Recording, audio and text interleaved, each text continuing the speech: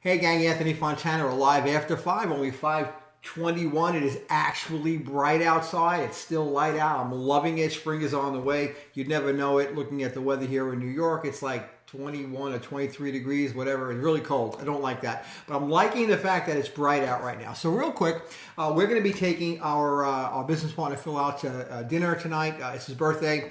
And his spouse is with their new granddaughter up in Boston, Massachusetts. So she left this morning. We didn't want him to be alone. We're taking him out. We're going to have some fun tonight for a little bit. What I want to talk about tonight, hey, Tiara, how are you, darling? What's going on, sweet pea? You know, here's the thing. We're all subject to ups and downs. Every single one of us is subject to those ups and downs. We hit a road, we hit a roadblock, we hit an emotional trench where we're going down instead of up, and we all go through it. You know, I remember, my very first, and how you get out of that is having the ability to reach inside and maybe find some strong resources. And for those of you that don't have the ability to do that, or you don't know how to do that, you need to start doing some reading. I read my first personal development book. I found it on a garbage pail. I was 16 years old, called Think and Grow Rich. 16 years old, still have that copy upstairs. 20 years old, 4 years later, my second book I ever read was The Magic of Thinking Big, and I read that on a bus from New York to North Carolina, Charlotte, on the way to a business function. At 20 years old, read the entire book. The third book was probably one of the most significant I ever read, because I started reading a book a week at this point, was How to Win Friends and Influence People by a young man by the name of Dale Carnegie. Dale is an amazing writer. If you have never heard of Dale, unbelievable. Go to Amazon right now, click on Dale Carnegie and buy anything that he wrote, because this guy will change your life. So how do you get the resources to find the strength to get through the downs when you want to be up all the time? Well, I'm going to give you 10 simple quotes that I jotted down from some of his books, some of the things that I've read. I think you just take these 10 things, there's dozens. I'm going to just give you these 10 things real quick because I'm in a rush and I want to get it done and I want to get you off this so you can go buy the book. I think it's awesome. Hey, Dave, what's going on, sweetheart? Glad to see you here. Okay, number one, real quick. If you're not in the process of becoming a person you want to be, you are automatically engaged in becoming a person you don't want to be. Wow. That's a big one. You know, to get anywhere in life, you have to keep trying. You have to keep plugging. You have to keep moving forward. So if you're feeling down, understand that to become the person that you want to be, you have to act like the person you want to be. I remember doing my very first talk in front of a room, and the one thing I said was very simple. If you want to be enthusiastic, you have to act enthusiastic. If you want to be successful, you have to act successful. If you want to be positive, even when you're negative, when you're down, you have to act positive. So that's a key one right there with Dale. Number two, big shots are only little shots who kept on shooting. You have to keep shooting, right? You're not gonna hit anything if you only take one shot. You know, I forget I don't know if I'm going to say this correctly. It's better to take a shot at the moon and miss and take a shot at the ground and hit. I don't know if I did that right. I don't know. I mean, one of you guys might want to correct me on that. But that's just an idea. You got to keep shooting. Keep plugging away at whatever it is you're doing, because if you're not constantly shooting at the goal, you're never going to hit the goal. You know, you get one or two shots and you stop. Could be the third shot that makes it. Could be the third or fourth or 10th or 15th. No is the one that turns your entire life around, because that next response is a yes. And the yeses make you happy, but the no's should be making you happy, because every no is one step closer to another yes. You got to love it. Number three, it isn't what you have or who you are or where you are or what you are doing that makes you happy or unhappy. It's what you think about that makes you happy or unhappy. It's what you think about makes you happy or unhappy. Your brain can control your happiness. Nothing external can control your happiness. Somebody once said, oh, you didn't make me happy today. How is that? You didn't make you happy today. So if you want to be happy, act happy. And that's the key right there. Number three. Number four, people rarely succeed unless they have fun in what they're doing. Oh my God, this one is like exciting.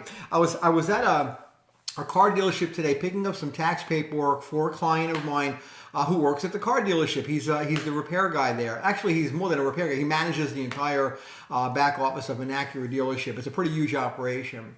And he said, dude, I've never seen anyone more excited about taxes.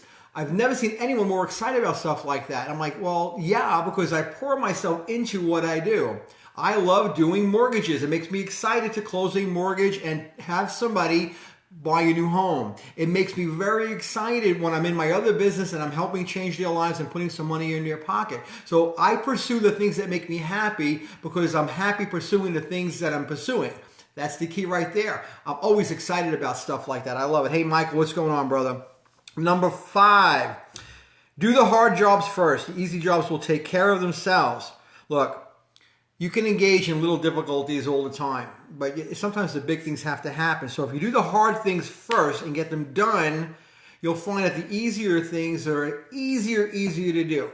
It's just like anything else. If you can pump iron and you push past a certain limit that you've established for yourself, say a 200-pound bench press, the next time you do a 100-pound bench press, it's like light as a feather, isn't it? Because you've strengthened yourself. So the hard things are going to make you stronger. I have some musicians listening to me right now, and we all know as musicians, sometimes playing a piece is difficult. Trying to learn that first rhythm or that first lead is difficult. Picking up a new drum rhythm can be tough. It's exhausting. It's mentally and physically exhausting. But once you have it down, the next time you have to learn something more difficult, it's a lot easier to learn because you've strengthened a muscle. It's important to do that. Number 6, take a chance.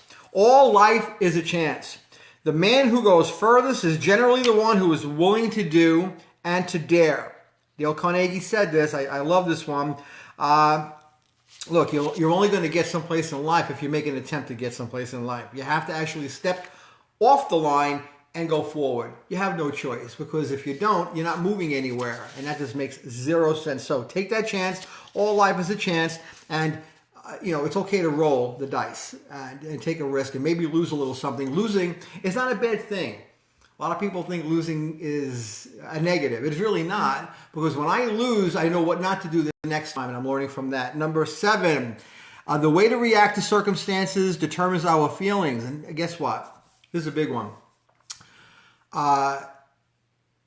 The way you feel about something happening is completely determined about how you react to what's happening. That's something that you're going to have to think about a little bit, but your feelings are directly related to your actions, 100, 200, 300%. So if you want to react negatively to something, your actions are going to be negative. So how you react, watch that puppy and do a good job on that one. Number 8, the successful man will profit from his mistakes and try again in a different way. Learning from failure means basically you've learned what not to do. I just said that.